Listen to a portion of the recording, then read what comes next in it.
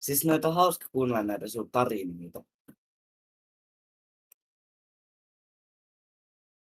Ei, kun mulla oikeesti jäätyy näpit täällä.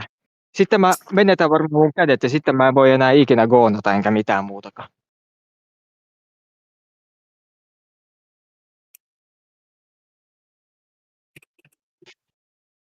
Okei.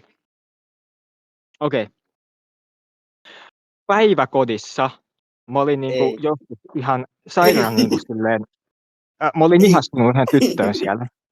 Päiväunilla, kun oli päiväunet, me nukuttiin sellaisessa mikä se on se lastensänky?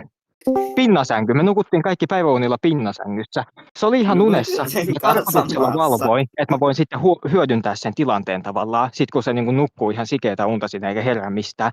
Mä hiivin sen sängylle, nostin tavallaan sen peiton, mikä siinä pinnasängyn niin kuin päällä oli siinä. Että kun kaikilla lapsilla oli niin semmoinen, nostin sen siitä, menin sinne sen sängyyn, laskin sen housuja ihan vähäsen ja yritin niin kuin tunkea mun käden sen niin kuin housuihin, mutta just silloin se heräsi, sitten joku aikuinen tuli sieltä, että ei saa tommoista tehdä. Sitten oli oikeasti joku semmoinen niin kuin puhuttelu sitten.